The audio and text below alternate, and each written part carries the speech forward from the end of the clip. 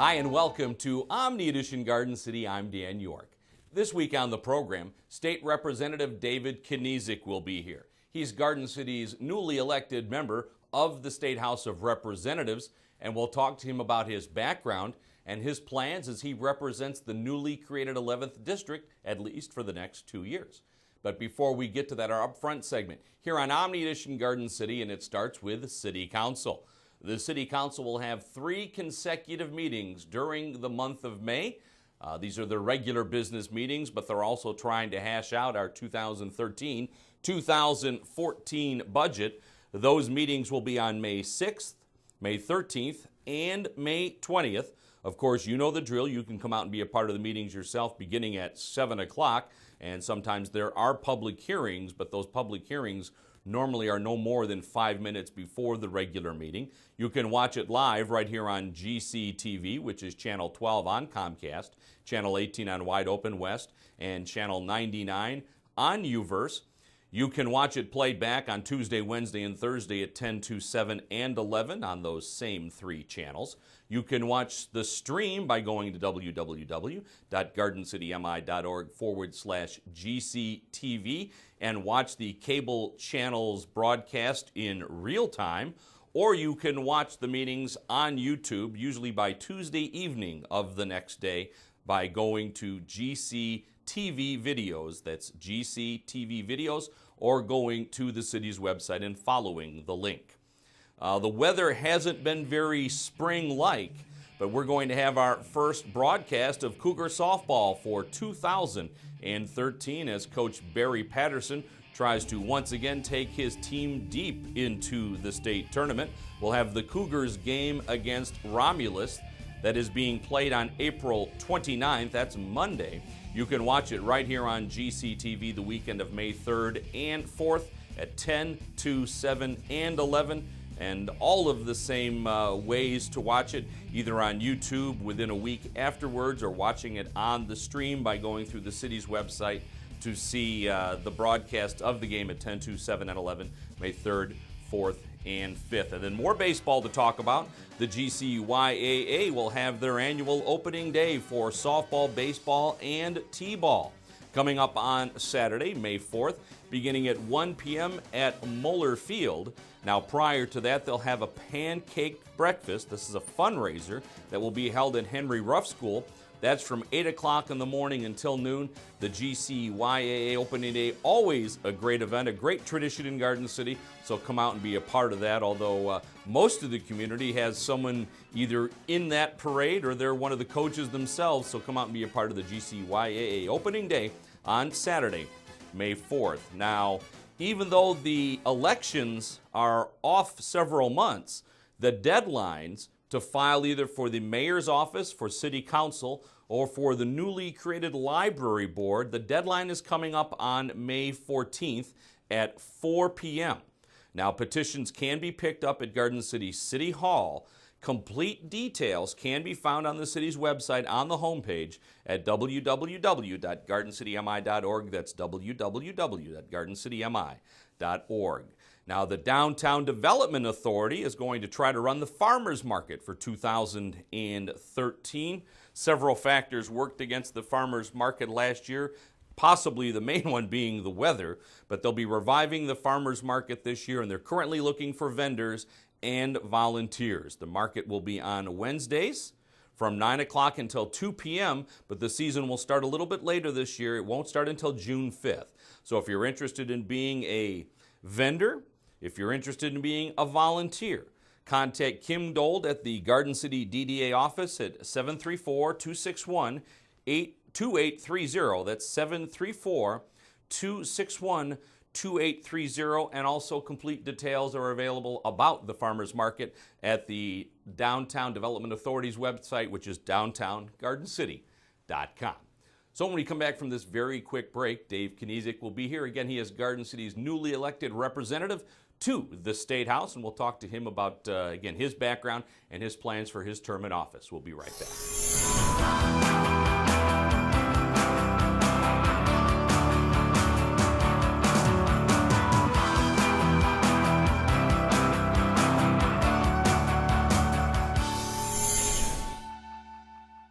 So take these words and sing out loud, 'cause everyone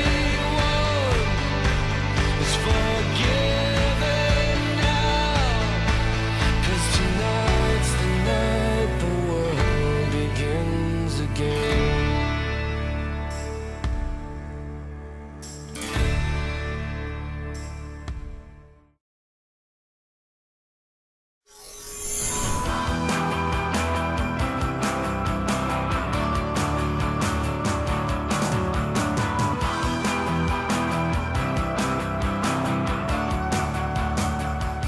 Welcome back to Omni Edition Garden City. I'm Dan York, and as we promised up front, State Representative David Kenzek is with us. Welcome to the program, sir. Glad to be here, Dan. Thank you so much. Now, this is your first term in the state legislature, is that correct? That's correct. And tell us a little bit about yourself and how you came to run for the state legislature. Sure. So as many people know, in Garden City, my background was primarily in the military.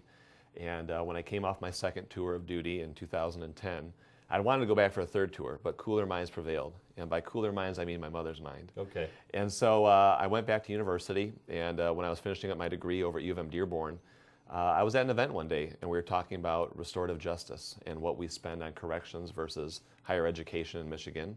And I pulled a state rep aside at the end of the meeting, and I said, this doesn't make sense to me. We're spending double on prisoners what we're spending on students going to college, and you should do something about it. You're a state representative. And she said, well, you're very passionate about this issue. And I said, of course. She said, then you should do something about it. And so I took some time and thought about it, talked to the family and friends, and launched the campaign, and here we are. Okay. Now, two tours of duty accounted for how much time? I think together it was about 16 or 17 months off the top of my head. And how long total were you in the military then? I joined in 2006, and I came out in 2012. In May, which was about the perfect time for the campaign really to take off and have the free time to focus on that. All right, now, and we didn't talk about this prior, but talk a little bit about that experience, because we don't have the opportunity, and you did make a presentation, or you were the honored speaker at one of our Memorial Day or Veterans Day ceremonies. I don't remember which one it was. But talk about that experience of serving in the military and what that does to you now and what that helps you with in the state legislature. Well, to be honest, the decision to join was, I don't want to say quick, but when I was in U of M Dearborn prior to going into the service, I had a lot of friends who were joining. I was in political science courses. We were talking about Iraq and Afghanistan almost every day. And for me, it just got to the point where I was tired of sitting on the sidelines and talking about it. I had an opinion. Sure. But I felt like this was the obligation of someone from my generation, just like the individuals who fought in World War II and Vietnam and what have you. So I walked into a recruiter's office on Carlisle and Telegraph, signed on the dotted line, and I was at boot camp 11 days later. Wow. And so I didn't want to give anybody the chance to change my mind. Yeah. And so for me, as far as the work ethic, the integrity, those have really come into play now. I mean, as a legislator and prior when I was campaigning for office. And I think as far as within the legislature, it certainly helps to give you a certain amount of credibility amongst your peers to know that Sure. You're willing to put your money where your mouth is and go off and serve. And then, being able to come back and transition into elected life, I guess, for me, it's just a great way to further that public service. So you've served your people, you've served your government twice here, both in the military and now as a legislator. Sure. Now I get to serve the people. So There you go. And again, I don't want to dwell on this too long, but did you see combat? there were situations over there that were tough on everybody, and so it was an eye-opening experience to say the least. Okay. And but certainly, in every instance, myself and the members of our platoon, we acted with the utmost integrity, and we wanted to bring sort of great credit to our state and to our country as well, and I think we did that. And we talked about this prior. You're kind of a lone wolf as a Democrat in the military. Yeah, when in 2008 was my during one of my first tours in Iraq, and the Barack Obama-Hillary Clinton primary was really heated, and I was the only Democrat in the entire battalion, and so I was always getting into it with other members within my platoon or battalion, and so by the time I went the second time, the tides had seemed to turn a little bit. And I wasn't the only Democrat, so I actually had some good company at the time. Okay. Now, when you came out of the military and before transitioning to your current job as a state legislator, substitute teaching as well as attending the University of Michigan, is that correct? Or Yeah, when I was at U of M Dearborn, it's when I started to try and get involved again locally, I guess. Ended up running for president of the student body over there and got elected to that position.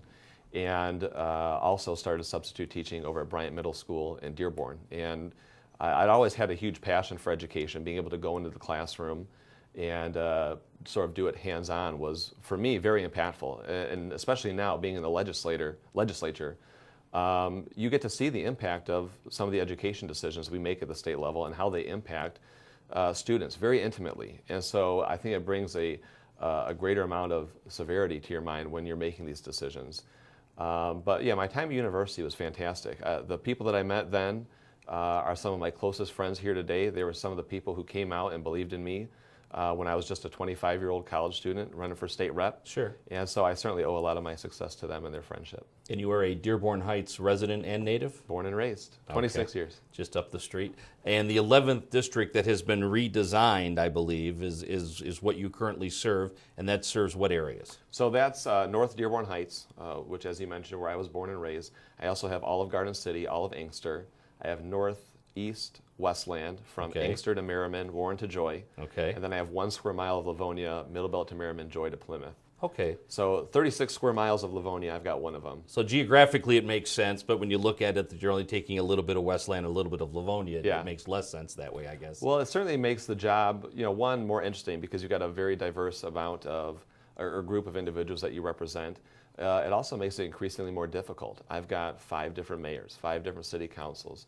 I think we counted the other day 8 or 9 different school boards that I get to deal with. And so I'm not saying that was by design or not. It certainly could have been. But it makes the job more difficult, and it keeps me running ragged all day. So Sure. it's okay. All right, talk about your experiences so far in Lansing. You've only been in your position since just after the first of the year. Yeah. So Lansing, first and foremost, I think everybody should know that I drive back and forth each and every day to Lansing. I want to make sure that I'm in the district every night. If there's a community event going on, I want to make sure that I can be there.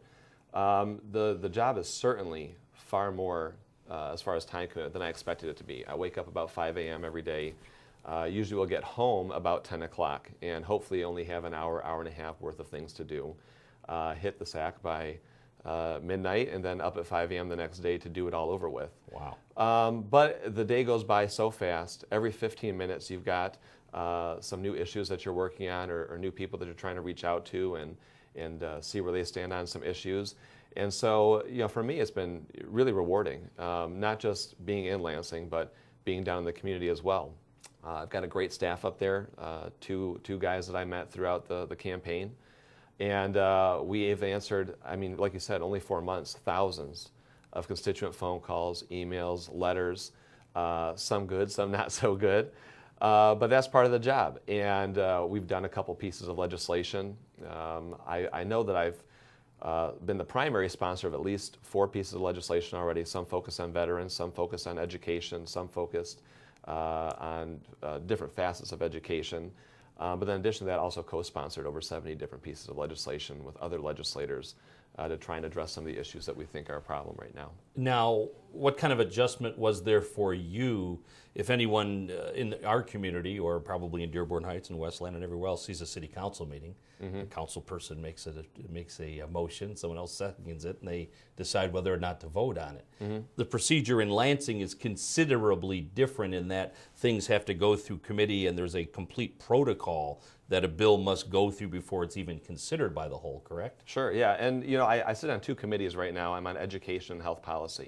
And so we're seeing a lot of very contentious issues coming down the pipes right now. And so the committee structure is really where you work out, I guess, the nuts and bolts of the legislation. We had a piece of legislation come through education last week trying to change mathematics requirements, foreign language requirements, gym and health requirements. And so that really is an intimate opportunity for you to talk to the sponsors of the legislation, the people it's going to impact, and try and formulate your own position or try and formulate some changes that you would make to that legislation as well. I think the more interesting piece of the puzzle is At the city level, everybody, let's say Garden City, everyone's from Garden City. They've all got, by and large, the same issues because they're Garden City issues. Right. At the state level, we've got 110 people from all across the state of Michigan. And so even though we have 50 Democrats and 59 Republicans and 1 independent, a Democrat from Garden City looks very different from a Democrat from the Upper Peninsula or the west side of the state. And in a lot of ways, we're voting our districts. We want to represent, our districts. And so, it makes for some interesting nuances to the political process. And but it adds a little flavor to it as well. And all kinds of different things driving those needs, whether it be economics, demographics, heck, even the weather dictates how they approach something in the Keweenaw Peninsula as opposed to down here in the southeast Michigan. Yeah, and we've had, I think a good example was some of the dredging issues that we've had come up recently. And, for even members of Detroit whose districts are on the water there, and especially members from, you mentioned the Keweenaw or the Upper Peninsula, those are very important issues to their district. It doesn't impact me here in Garden City or Dearborn Heights as much, but certainly you can understand the need to get those issues done. And so sometimes, we all want to vote our districts. I think that's a great thing to do. Other times you really have to take that hat off and take a walk in someone else's shoes and see how the issues are going to impact their constituents as well. Now there's been quite an upheaval in Lansing since the election of Rick Snyder as governor. There have been considerable changes in policy and approach to things, at least as an outsider's view of it. You come in now after the dust has settled a little bit, but are there still a lot of hard feelings in Lansing over some of the stuff that's gone on over the past 2 years? Well, I've said when I came into office that the previous 2 years of the Snyder administration, I think, is when a lot of the so-called heavy lifting was done. And obviously that culminated in the right to work conversation at the end of the year. Now, I wasn't in office at that time. I was just a representative-elect, but I was in Lansing for those conversations.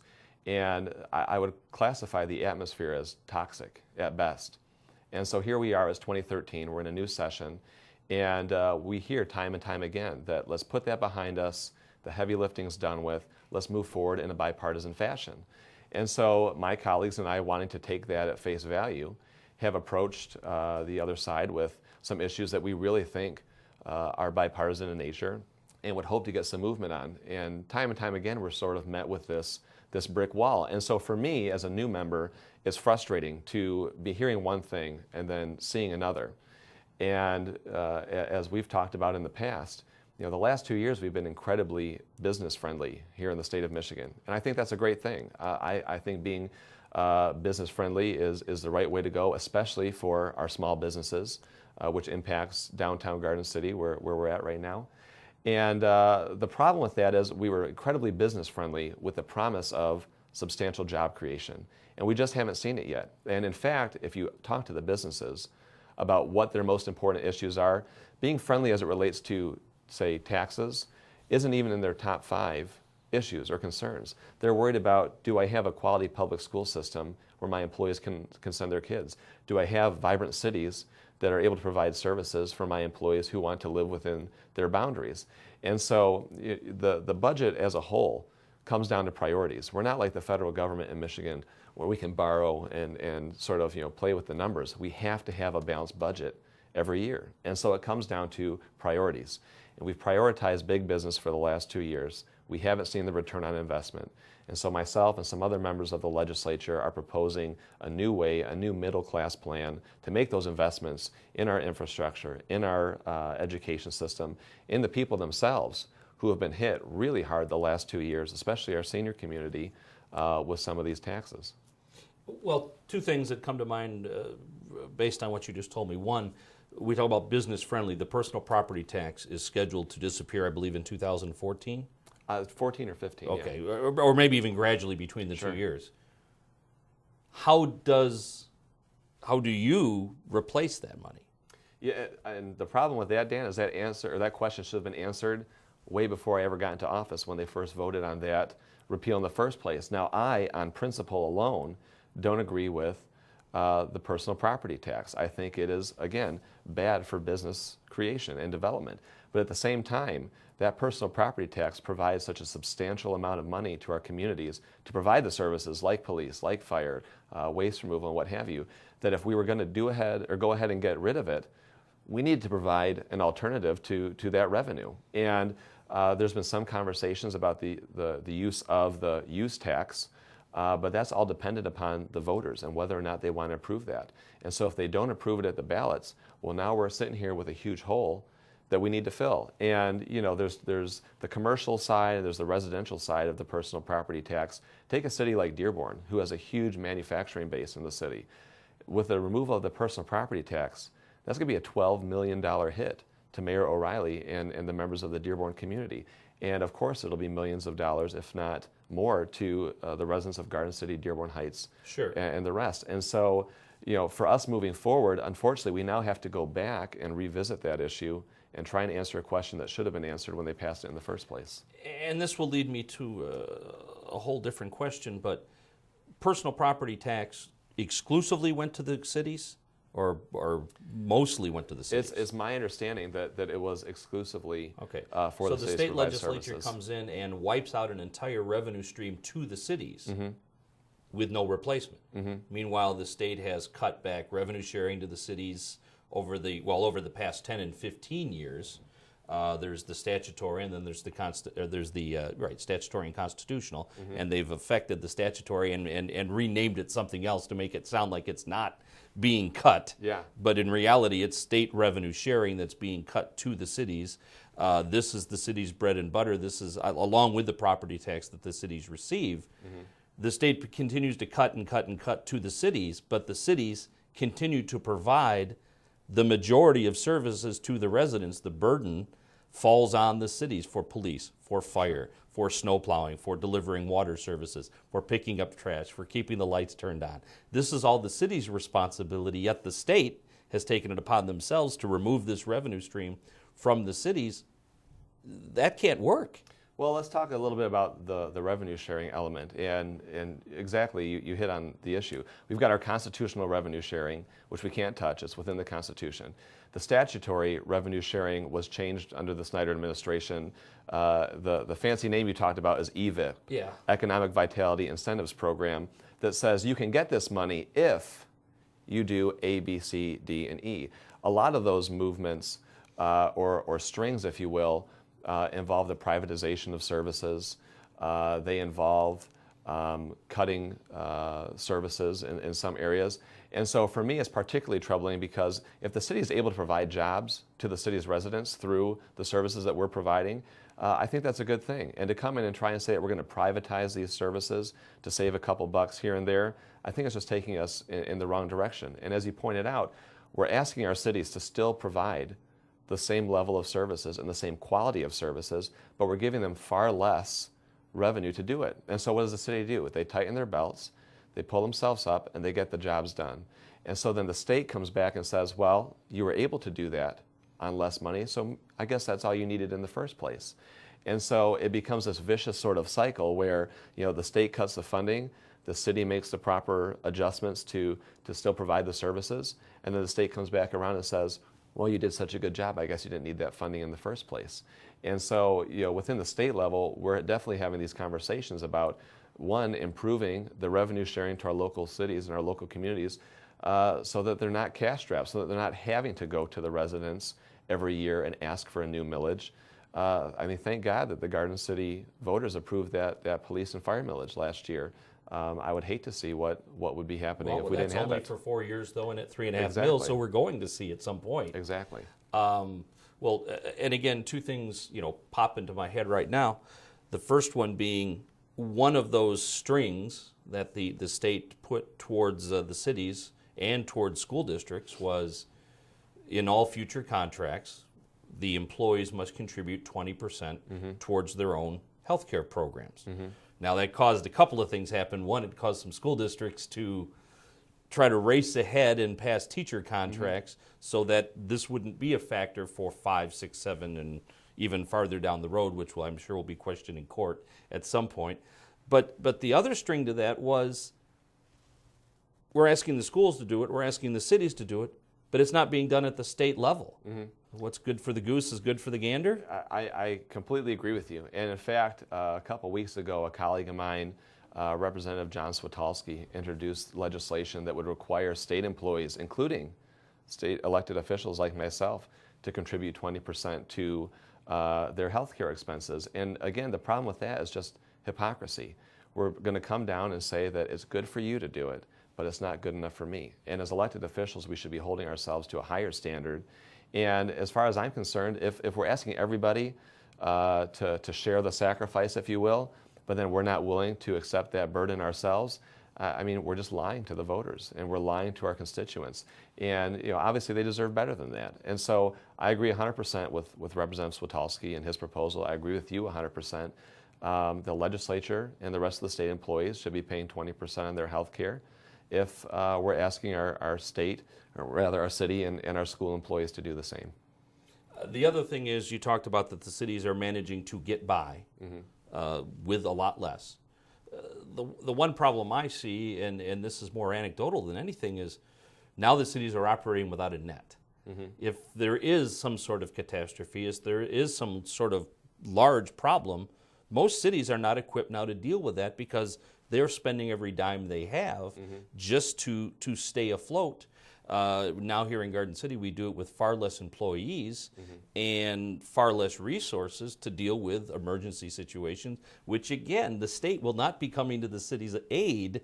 If there's an emergency, the cities are going to be left to their own to do with what they have, which may not be enough. Yeah, and so at that point, I think that the need for the relationships with the county level need to be strengthened. Obviously, Garden City's got a great commissioner in Richard LeBlanc, and him and I have a great relationship as far as trying to do whatever we can to bring resources back to the community. But again, it gets back to our original point. We are continually pushing the burdens on our cities, pushing the burdens onto our middle class with the promise of something else, something shiny over here. And it's just not there. It's not getting delivered. And so as far as I'm concerned, it's time for a change in our priorities and a shifting in what we want to make our first and foremost concerns here in the state of Michigan. You mentioned that the first concept that kind of got you towards running for state office was the amount of money that is spent on corrections versus the amount of money that is spent on education. Have you been able to do anything in your short time in office towards that end? So that's actually a really good question. And I think one of the first lessons I learned going into Lansing is that things that I thought were going to get done like this are certainly not the case. And so, for the residents that maybe don't know, Michigan spends roughly $7,000 a year on our children and what we allocate for them to go to school. And for the members of our prison community, it's between $36,000 and $40,000 a year. And obviously you're having to house them 24/7 and what have you. But I mean, the disparity there is just ridiculous. And so I think one of the first things that we need to address are sentencing guidelines. What is worth putting someone away for an extended period of time? Michigan has a 3 strikes you're out rule right now. If you've got 3 felonies, you're done and you're going away for life. And so, we need to ask ourselves, is a low-level drug offender and a convicted murderer, should they be treated the same as far as sentencing guidelines? And so my team and I, we're working on some legislation right now. This is actually the first I've talked to anybody about it publicly, to bring back the Sentencing Guidelines Commission in the state of Michigan. It hasn't met in, I believe, over 10 years. And so we want to bring together all the players, if you will, to the table to try and determine what is the best case for Michigan moving forward. Now, I think a very critical part to that is keeping the legislature to the greatest extent possible out of the conversation. When you bring in members of the House and the Senate, things get political. No legislator wants to be talking about sentencing guidelines or prison reform if it's right around election season. Because you want to be tough on crime. Exactly. And now I'll be the first one to tell you, I do believe in rehabilitation. I do believe in prison systems where we can bring people in and actually do what's in the spirit of the name. It's called corrections. You don't throw someone into a prison, lock them up and throw away the key and expect the problem to fix itself. I mean, there needs to be actual corrections taking place within the system. And we don't see that right now. And when you talk about those sorts of things, exactly your point, you sound like you're soft on crime. Nobody wants to be soft on crime. And so when the legislature gets involved, the waters get sort of muddied. And so I want to make sure that when we bring the commission back, that we're doing so in the best way possible. We've got people who not only work within the prison system and administer the prison system. I want citizens. I want people who have been the victims of felonies. I want convicted felons. I want people who have been a part of the system and know it intimately well to be able to speak to what's happening in it. And so we're definitely getting the ball rolling on that. And I don't know the numbers, but I assume far more people are incarcerated now than ever before. Oh, absolutely. Okay. You know, and if you talk to some of the privatization movements that you have, you know, they'll come in and they'll say to the state of Michigan, you know, we will take the prison off your hands, and we're going to save you X amount of dollars a year. And the state says, well, that's great. But then the prison says, but we need to be at 95% capacity or greater at all times. And so at that point, it becomes a business to put people away in prison. And so that's where you get into these, you know, 3 strikes you're out situations and just throwing people away in prison for what might not be a substantial crime, what might be a very low-level misdemeanor. So, but this is quite a balancing act. Absolutely. Between making sure the appropriate people are put away and may or may not be able to rehab some of these people, and then dealing with, the lower-level crimes you're talking about that may don't require incarceration, or certainly a lower level of incarceration. No, absolutely. And like you said, the line is so delicate because, you know, if you make a mistake and somebody goes back out there, we had this once under the Granholm administration. A couple of people were exonerated, went out and committed some pretty egregious crimes after the fact. And ever since then, you know, nobody's really wanted to touch us. It's been sort of like the new third rail, I guess, in Michigan politics. And the problem with that is year after year after year that we don't want to talk about, that we don't want to be honest with ourselves about the issue at hand, the residents themselves are the ones who keep paying the price for it. And so, you know, is it going to be a difficult conversation? Absolutely. But I didn't get elected to only deal with the softball stuff. And so if it's going to save our state money in the long run, and if it's the right thing to do for our residents, then we need to take a very serious look at it. Do I know what the end outcome is? Absolutely not. But we at least need to get the ball moving and have that conversation. Is the increase in incarcerations more a result of our economic state in this state, the fact that it's so difficult for certain people to find a job, the fact that there are less and less non-skilled positions than ever before, or is it our interpretation of what a crime is and the fact that drugs have become so prevalent in our society, and there are 2 sides of that question, that some people think that most drugs should be legalized and left alone, where other people believe that any drug crime is a drug crime and it should all be treated the same. Sure. Is it a combination of those 2 things, or was it Clinton or Reagan that had the sign, "It's the economy, stupid"? Sure. I mean, if people don't have any money and can't find a job, they have no choice. At least they think they have no choice. Well, I think it's definitely a combination of all, but I would probably weight some of the other issues greater than others. We've all heard the stories about individuals who, you know, they can't find a job, maybe they're homeless. They commit a crime because they know they can go to prison and get 3 hot meals a day and some health care. Sure. And so we hear those stories, but I think that by and large that is a mischaracterization of the issue. I think that how we sentence individuals is a far greater concern. For example, if I commit credit card fraud, okay, I steal your credit card, I go to American Eagle, I swipe the credit card, that's a felony.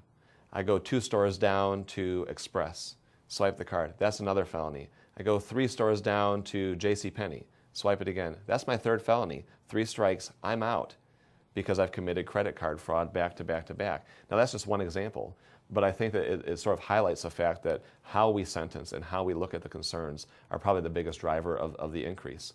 And, you know, again, if you look at the funding for our prisons, it has absolutely skyrocketed over the last 50 years. If you look at the funding for our higher education, which first got me into this race, it is precipitously dropped. In fact, if you look at the 2, it's really like an X, you know, one going up and the other coming back down. So I would say by and large, probably the way that we look at incarcerating individuals and what qualifies as a crime. Okay. Other than that particular issue, what are your pet projects in Lansing, and what are you trying to do locally? Sure. Well, I think obviously with my veterans background, the veterans issues are really close to my heart. And the very first piece of legislation that I did was a veterans bill. We had a lot of concerns of individuals born and raised in Garden City. They join the Marine Corps. They go overseas, they come back home, and they're trying to go to college. The colleges have the ability to say that you're now an out-of-state resident because you joined the service. Maybe you were stationed in North Carolina. Maybe you were serving in Iraq. Now you're an out-of-state resident. So we're going to charge you additional thousands and thousands of dollars every year for your tuition. No, wait a minute. If you're in the military and you are stationed in North Carolina, you still hold your Michigan driver's license, don't you? Of course. Now, that's where the problem is, because legally, talk to any lawyer, they'll tell you that your home of residency is the home that you plan to return to. And so, I grew up over on Evangeline, joined the Marines, came back.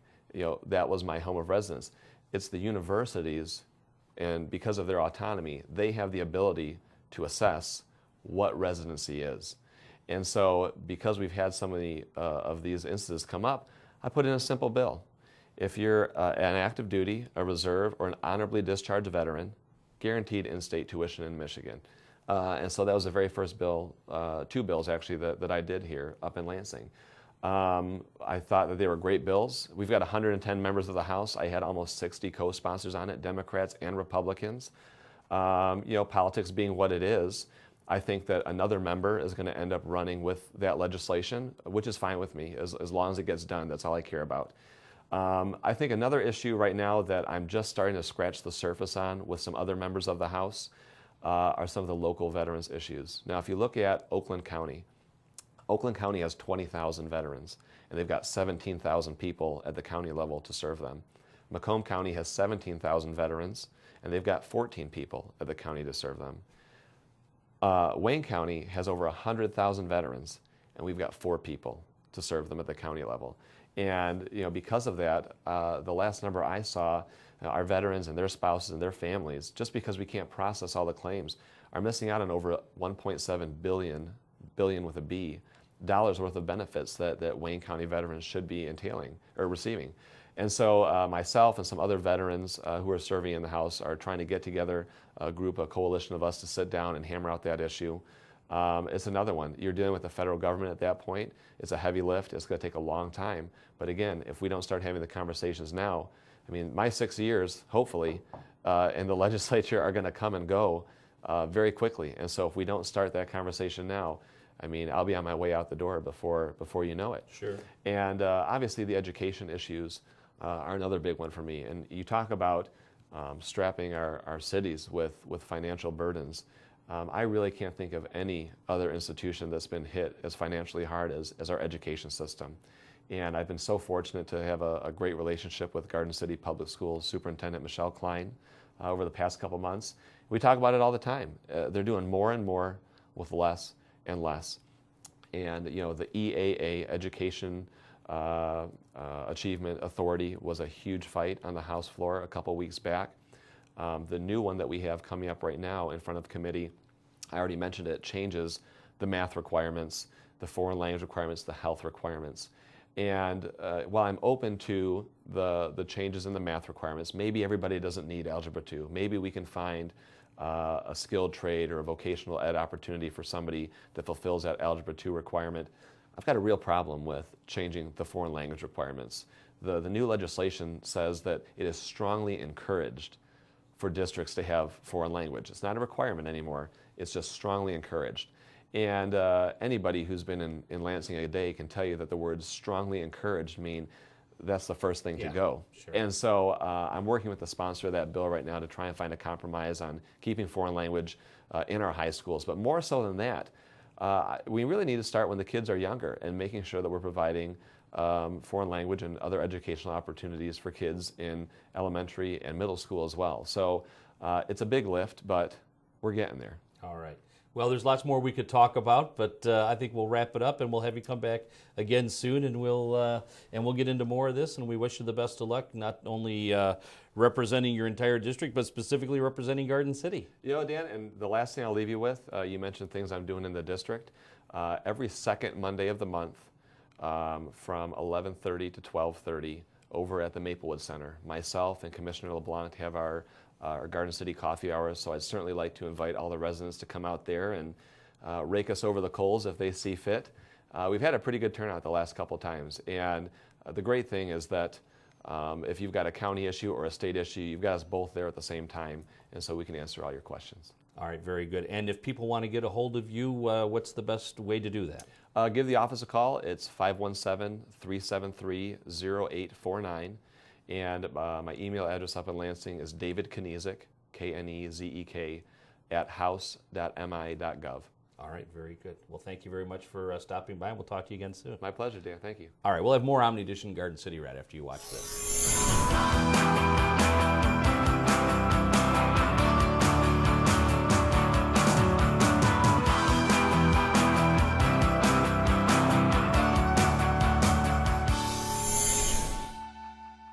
This financial advisor is being accused of committing one of the largest investment frauds in the history of the United States. I guess we're not going to Aspen.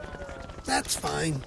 You see, I like tennis balls. He likes insider trading. So he's going to jail and I'm going to a shelter. And no, they're not the same thing. Shelters are for good pets that want to be adopted. Jails are for criminals. I've done nothing. Uh-oh. Ooh, okay, I stole a cheeseburger once on my dog.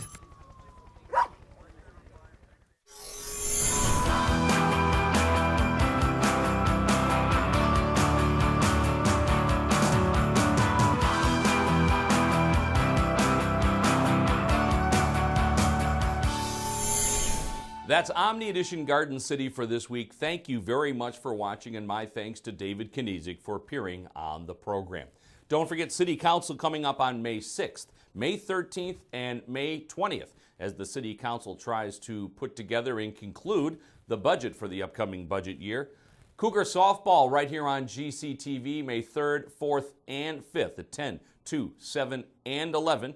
Comcast Channel 12, WOW Channel 18, UVerse Channel 99, or you could watch it at www.gardencitymi.org/GCTV. And the GCYAA opening day coming up on Saturday, May 4th at 1 o'clock, and the pancake breakfast beginning at 8 o'clock in the morning at the Henry Ruff School. My thanks to Christian Gibbons for producing today's program.